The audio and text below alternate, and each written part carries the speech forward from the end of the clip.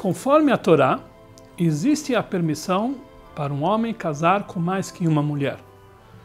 Existe a proibição de uma mulher ter mais que um marido. Porque, afinal de contas, cada criança que nasce deve saber quem é o pai e quem é a mãe dele. Se uma mulher tiver vários maridos, a criança vai saber quem é a mãe, mas jamais vai saber quem é o pai. Por outro lado, um homem tem várias mulheres, o filho que vai nascer vai saber exatamente quem é o pai e quem é a mãe dele. Uma mulher casada que tem relação com outro homem fora do casamento, ela transgride uma proibição muito grave. No entanto, um homem não tem essa proibição pela Torá.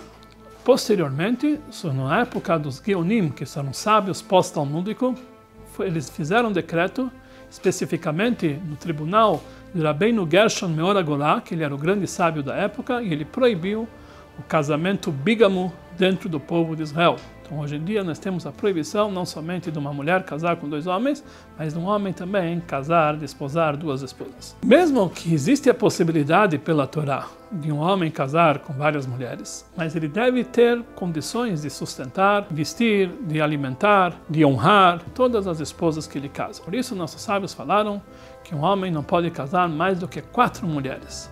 No entanto, um rei, a Torá nos diz, Lo yarbel lo nashim, que ele não pode ter muitas mulheres. O costume na época era que o rei tinha várias esposas. Esse era o costume antigo.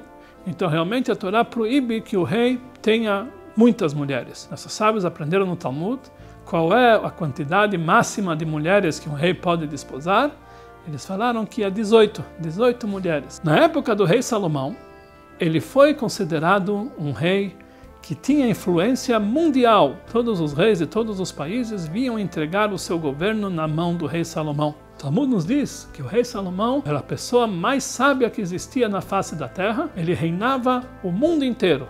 Isso foi realmente, por um lado, uma grande vantagem do rei Salomão, mas isso trouxe coisas negativas também. Como condição que os reinados passassem na mão do rei Salomão, ele deveria desposar a filha do rei, ou alguma parente do rei. Logicamente, as mulheres que vinham não eram judias.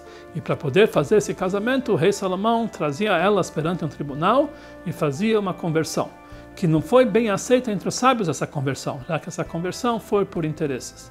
E por esse motivo, o rei adquiriu 1000 mulheres, para que ele pudesse dominar o mundo inteiro, mas isso foi considerado uma terrível falha do rei Salomão. Como vimos, um rei não pode ter mais que 18 mulheres. A Torá nos diz, por que um rei não pode ter muitas mulheres? Porque elas vão desviar a cabeça do rei, e elas vão levar ele para outros caminhos tortuosos. O rei Salomão, sendo a pessoa mais inteligente do mundo, ele achava que ele tem domínio sobre as suas emoções e não vai deixar ser convencido por mulheres. E foi realmente justo o contrário que aconteceu. As mulheres levaram o rei Salomão até mesmo a cometer idolatria, e isso causou a destruição do reinado do rei Salomão. O povo de Israel foi dividido em 2 reinados.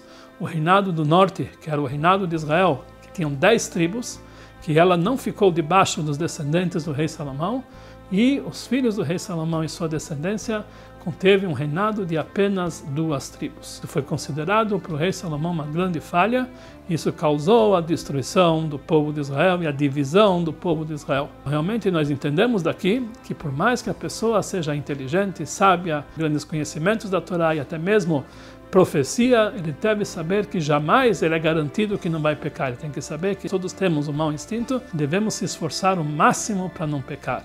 O rei Salomão, com certeza, ele era considerado um dos maiores sábios. Ele fazia o máximo para julgar as pessoas com justiça, mas, apesar de tudo isso aqui, pequenas falhas desvirtuaram totalmente o seu reino. No entanto, nossos sábios dizem que na era messiânica, o reinado máximo do rei Salomão e suas descendências vai voltar, que Mashiach é descendente direto do rei Salomão e ele vai conseguir redimir todas essas falhas, não somente para o povo de Israel, mas para toda a humanidade, e aí ele vai seguir realmente a vontade divina, aprendendo das falhas cometidas no passado pelos ancestrais.